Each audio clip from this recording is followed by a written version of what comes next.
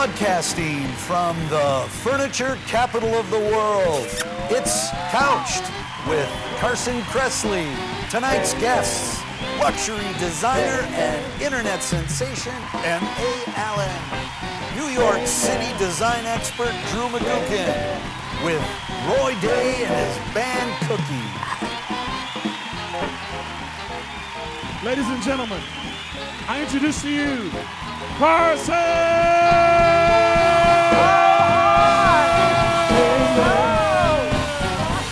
You look so cute today.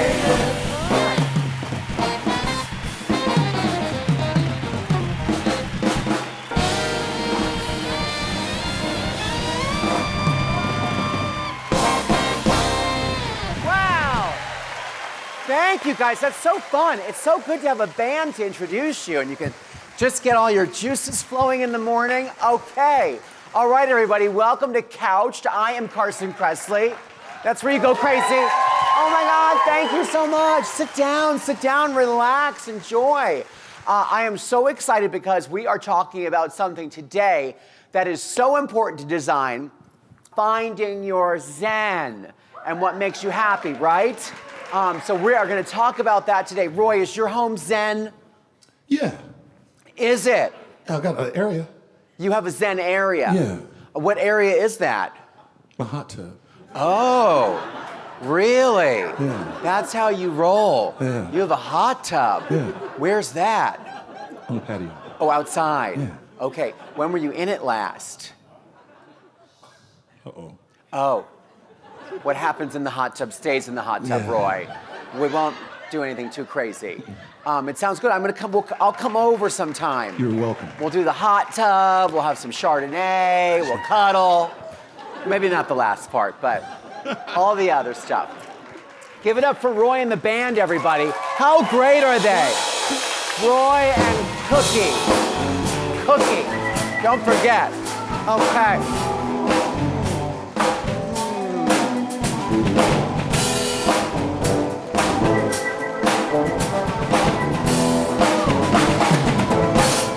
Thank you, guys. They give me so much time. I can just relax and get organized till they finish the intro. Oh, you've got your red glasses back.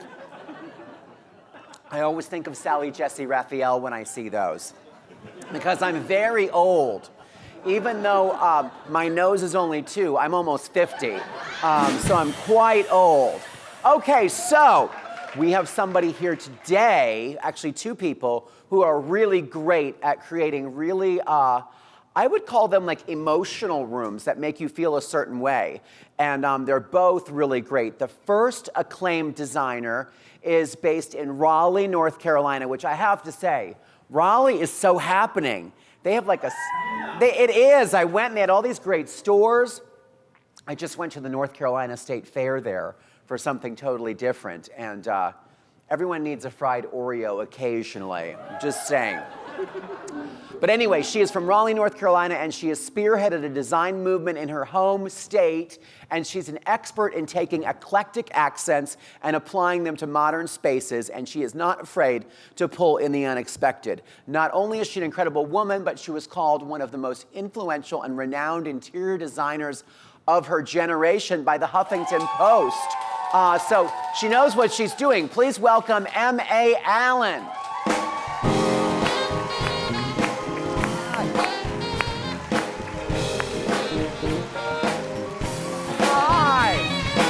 So great.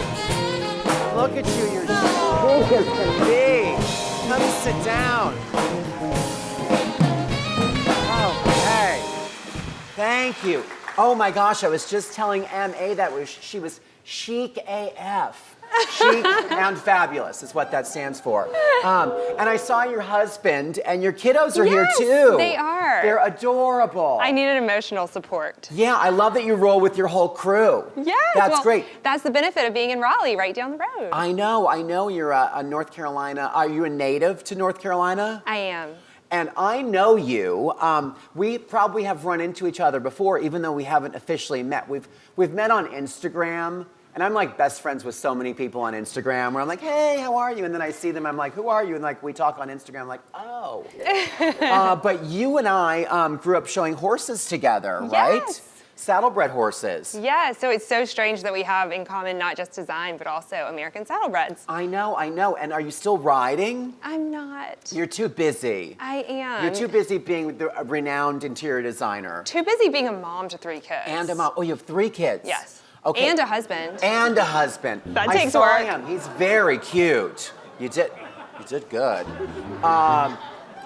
So how did your are you a classically trained interior designer? Did you go to school for interior design? I did, but an Mm-hmm. untraditional path. I went as a 2nd-degree student. So I graduated What from UNC. does that mean? I graduated from the University of North Carolina in Chapel Okay. Hill in studying Spanish and political science. Oh, muy bueno. So I said law Very school culturally isn't sensitive. really what I'm up for. I don't know you were why I'm gonna so do law misled. school? Yes, so I went. That would have been so boring for you. Oh, it would have been terrible. I would have Yeah. been miserable. I've seen Legally Blonde too, and for like 5 seconds I thought I wanted to be a lawyer because I like to fight with people. But then you have to read all those books and it's very dry. Yes. And look at you. You're obviously into like design. You're so chic. Oh, I mean, thank is you. like fashion your other like big love? Yes, it is. My mom told me at first, I was like, I don't know if I want to be a fashion designer or an interior Right. designer. She said being a fashion designer is like trying to make it in the MBA. Really? So I moved towards interior design. I think interior design is more fun, and I think people are nicer. Like, there's no devil wears Prada, like, you know, in the design world. There's no devil wears Schumacher, is there? No. So people are generally nicer in interior design, I think, and I think it's more fun. Yes. So there's my deal. What would you say your signature style is? I've seen, obviously, your Instagram, and I think what you're so great at is like doing kind of like traditional in a very non-traditional way, if that makes sense. Yes, I think that really is part of it. Because I just love collecting things and I love beautiful antiques, but then I Right. also love color and print and pattern. Me so too. I'd like to stay away from trends, but I'm just a total maximalist and Me I like too. the We're layers like and the same richness. person. But I feel it's very Southern when you kind of like work in art and antiques and very traditional things. And then the design element, it's kind of like the way you dress. Like you have very ladylike pieces on and very traditional, but they're bold and they're, it's kind of an unexpected combination with the 2 bold prints together. And I feel like that's kind of how you design. Like it's rooted in like ladylike classics, but you give us surprises. I think that's true, and I've been lucky to find some clients now who are willing to let me Right. do me. Do you think that they follow you on Instagram? I mean, that's probably a big influence in finding clients, and they see your vibe and like, I want your kind of aesthetic. I think it is kind of turning more that way. We have a job in Denver right now. It's our 2nd one for the same client, and they found us through Instagram, Wow. which is still just blows my mind. Yeah, I am always, I'm trying to find a man that way, but it's not been working. Those DMs. So we're talking all about energy that a space creates. And I think, you know, again, like just looking at you, you have this great kind of like fashion vibe. It's very bright and energetic. How do you kind of, what's kind of your toolbox in creating the vibe of a space and the energy? If a client comes to you and says, I need a workout room that's totally energizing, or I need a bathroom that feels like a spa, how do you kind of, what's your process? You know, creating mood to me really starts with color. And it really starts with the understanding of your client and what it is they're looking for. And sometimes you have a really conflicting client who's super social, but then they're also super private. So then you Right. sometimes have to create both atmospheres all in one. But color is always an easy place to start when you're trying to create either energy or that sense of calm. Okay, so certain colors, like I feel like hot pink is like a very energizing color, and I feel like the blues are very spa colors. So that's kind of your go-to first step. And you know, I guess that is so textbook because I was actually laying out fabrics yesterday for our personal house, and all the colors I picked for our bedroom I realized were like really bright, and there was like some chartreuse in there. Right. And I was like, can I sleep in this? But I can't. I don't with think the I right could. medication, yeah, you'll be fine. Or who sleeps anyway? I know, but also there are certain colors to you. I think color is also so personal that there may be colors to you that are very calming. Like chartreuse might be your like aqua, like blue, whereas another person might find like orange or something relaxing. I think that's it. I'm very relaxed when I go to Hermes, so I'm down with orange. Same. So we are gonna play a little game. Are you up for a game? I'm not good on the spot, but I'll try. Oh, you're gonna be fine. We're gonna play it together. It's gonna be all okay, and I'm here, and Roy's here, and Cookie's here, and it's time for a design word-a-thon. Okay? I know, it's so exciting, isn't it? And we have our jazzy background music. Thank you, Roy. So what we're gonna do is we're gonna see one design term at a time that we need to kind of define, and we'll see how it goes. So are you ready, MA? Ready. Okay. Let's put moody. Oh, well, what do you think that is? Me on a Monday? I know, I was gonna say me like, you know, without my coffee in the morning. But moody is like, I feel like moody is like dramatic. Oh, agree. And it's not- gray. People think it's like always dark, but I think moody can just be anything that has like a lot of like contrast and drama. A style that incorporates dark layers and mixed textures. I'll buy that. Very specific. Okay, this next one, splat. Is this a design term? I've never heard, I mean, I know that's what bugs do when they hit my windshield. I don't know what splat is. Me on the floor after furniture market? It sounds very possible. Let's see. Oh, the vertical central element of a chair back. I had no idea. I knew that once. Did you? A long time ago, maybe. I never knew that. Splat. Oh, this one. I know it. Passementery. That sounds like a place where you would buy macarons. I went to the passementery. French word for trims, like trimmings? Trims and fringe and Yes. tassels. The art of making intricate trimmings, cords, fringes, pom-poms. I mean, passementery. A maximalist knew? best friend. Okay, parquet. It's not just a margarine anymore. Go ahead. A patterned hardwood flooring. Yeah, I think so. Like that crisscrossy wood flooring that's laid in blocks, yes. We have a lot of that in New York. I don't see a lot of like parquet. It's a very like 1920s kind of thing, right? Yes, it's beautiful.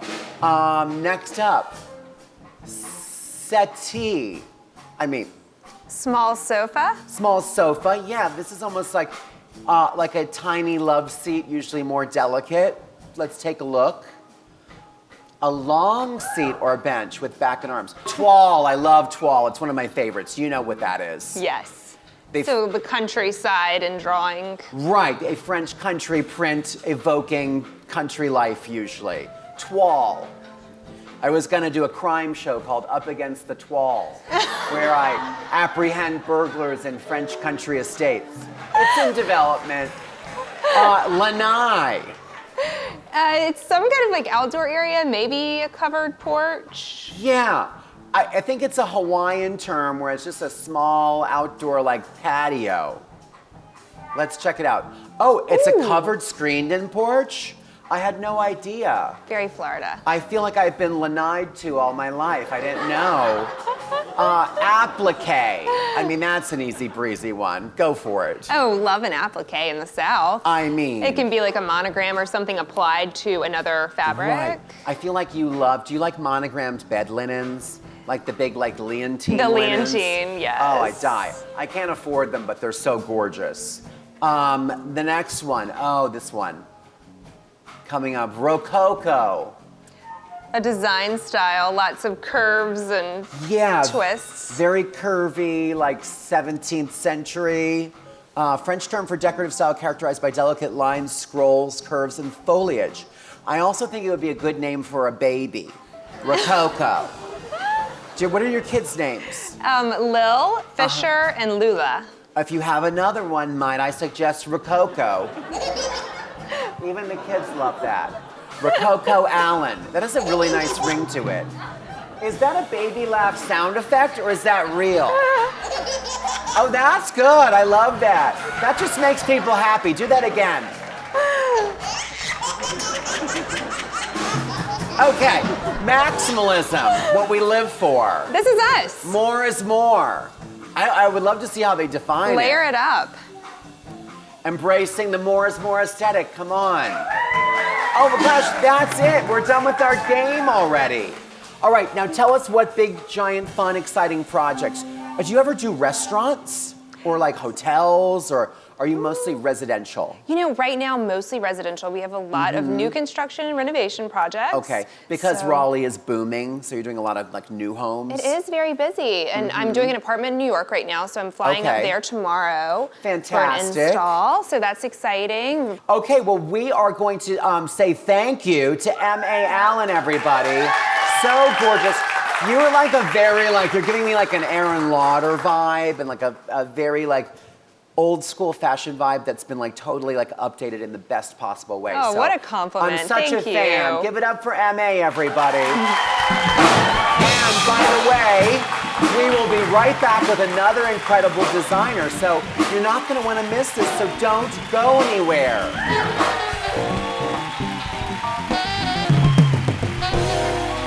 Okay, so our second guest on today's episode of Couched is a designer who is not afraid to be bold. I like that. And while classically trained, he has fast become one of the leading contemporary designers in today's market. He is known for a touch of the unexpected combined with beautiful textures. He is a social media darling who also designed a capsule collection for Crate and Barrel. So please welcome to the Couch stage, Drew McGuckin. Hi, Drew. Hello. Hi, how are So you? handsome. Thank you. Good to see you. Hey. All righty. Drew McGuckin, everybody. I know why you're an Instagram darling. It's because you're really, you're so handsome. Thank you. People like looking at cute people on Instagram. They're called thirst traps. Are you familiar? You have a couple on there. That's I've funny. noticed a couple. One of the girls in my office made a sign for my desk that says Daddy Thirst Trap. What? I'm not kidding you. I think that sounds accurate and possibly inappropriate for at work, but it's okay. I kind of liked it. It's your company. You can do whatever you want. A little goes a long way, but I like it. I have a question for you because I follow you on Instagram. And I noticed that, did you go to the New York School of Interior Design? I did. I was gonna do that, and then I just never got around to it. Because it's so handy, it's on the Upper East Side, right? Beautiful old townhouse building, so classical. And you graduated in 2010. 2010. So did you have another career before you were a designer? I sold residential real estate in Atlanta for 10 years. Okay. I started when I was 19, bought my first condo. Are you from Atlanta? I grew up in Carrollton, Georgia, so west, just a little outside of Atlanta. I've heard of it. And then just took off from there. I became the #1 agent in my office. My tagline was 1 a week. I was selling Right. My tagline is 1 a week as well. But we're not talking about houses, right? No, I'm talking about lemon cream pies. But that's really interesting that you were killing it if you were selling one, property a week in Atlanta, you were doing really well. It was great. Why did you want to make the change? You know what? I just figured out that I loved space. Every door that I got behind, every door that I opened, I was like, I would change it this way, I would do that. And in those days, it was, as a homeowner, it was a boomtown in the market. Right. I mean, you could sell your house at a dinner party. You didn't even need a broker. Right. So a lot of that design interest was my marketing tool. It was, helping people do this here, open a window here, get rid of this, repaint everything. And that was really the beginning of me realizing, what your true calling was. Exactly. So you enjoyed it more. Exactly. Which I think is so inspiring because so many people are in a career that's like you're doing well and you have fun stuff like health insurance. And you're like, should I take a gamble and become a designer and go back to school and then open my own company? So I think that's very admirable that you followed your dream and you're living it now. It's great. I love it. I mean, you're doing really well in this also because I have seen all of your projects, the Crate and Barrel thing. I mean, these are major career accomplishments. And you know what's amazing? The Crate and Barrel thing came out of Instagram, which is also wild. I mean, I just think this world that we all live in and the way that we share and move and think about trends and design and all of it. Who do you obsess over on Instagram? Like if you could give us 3 people that you're just into. Oh my gosh. So I know you know the Please Hate These Things. That's the design, the woman from somewhere. I mean, I don't know who she is, but she makes me laugh all day long, every single day. So that's one that just really lightens my mood. I love that one. Hilarious. Who else did I obsess over on Instagram? I love Best of Grinder. It sounds really naughty, but it's not. It's just super funny. Obviously. And I made it on there one time. I was like, oh my God, I'm famous now.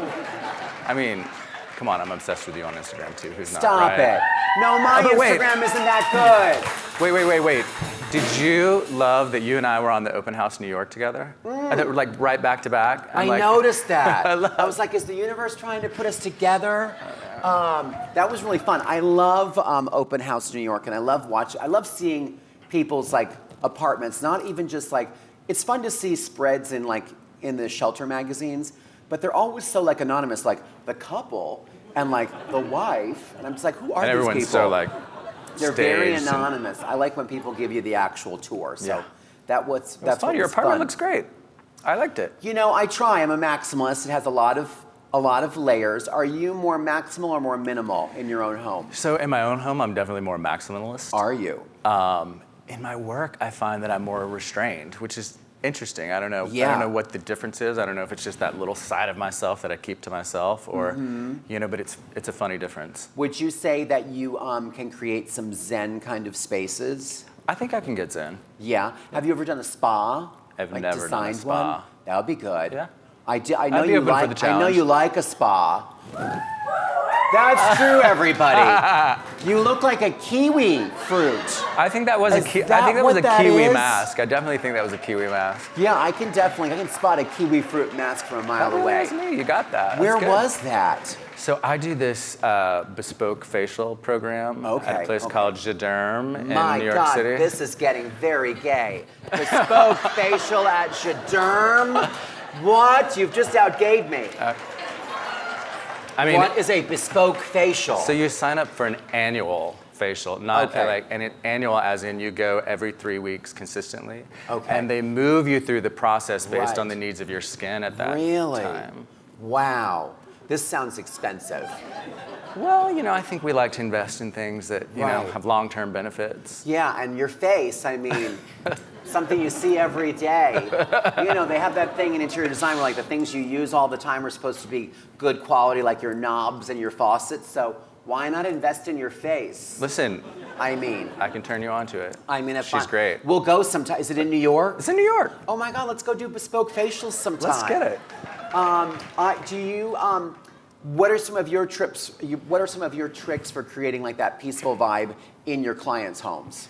I think the thing that is huge for Zen is lighting. Okay. Layers of lighting. So you're going to Right. have, maybe if you have an overhead something, they can all dim and be backdrop. You want layers of lamps. You want the in-between. You want art. Right.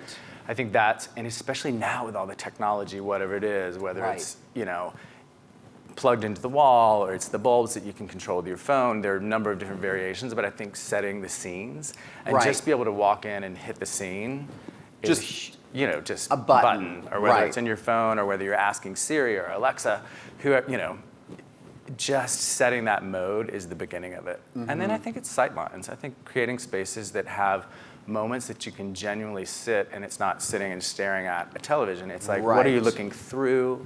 What's reflecting to you? I think, mirrors are an incredible part of a Zen environment. Right. So it's so many things. It's not just one thing. It's how they kind of all work in concert. What's your favorite room to design? Are you more of like a kitchen guy or a bedroom guy? You know or what's a so funny? bathroom guy? Going back to our Zen topic, I actually tend to design for other people very Zen bedrooms. Mine's crazy. Mine has a skylight and yellow walls and all this like insane pattern. Okay. But for myself, it's very different. But again, for my clients, I think the bedroom is a really great place to be Zen and to be thoughtful and to be just sort of removed. I also love bathrooms. Me too. I'm a bedroom and bathroom person as Yeah. well. I think it's also a New York thing because like the outside is so hectic that when you get to your shoebox, aka apartment, you want that little area to be like a cocoon. And maybe that goes back to the spa conversation, 'cause Right. it's sort of like, especially in New York, it's like, how do you live in this tiny thing and feel like, okay, I'm fresh, I'm beautiful, it's bright. Right. And also like there's so much clutter like in New York City, like visually and like That noise, reduce. that it's nice to have a space that's kind of just like clean and like calm. I agree. I'm into that. Done. I'm okay. So where can we find you? You're obviously on Instagram at... Drew McGuckin. It's just my name. And what about your website? My website, also my name, drewmcguckin.com. Which is gorgeous. I just saw it. It has Thank you. It's the most amazing like copper kitchen. I know. It's Insane, stunning. And any big projects coming up that we need to know about that we can follow? You know, we're finishing up a great project in Washington, D.C. I think it's interesting. The clients collect life-size Star Wars figurines.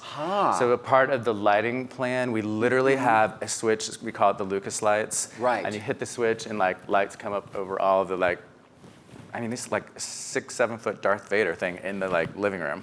And so they change color. So that's going to be fun. That needs to be in a magazine. Well, we shall see. Okay. Finishing a ski house in Alta, Utah.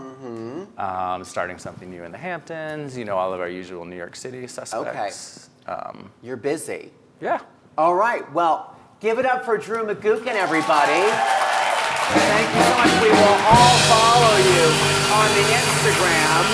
A big thank you to everyone in our home and studio audience for being so incredible. We love you guys. And until next week on Couch, stay fabulous.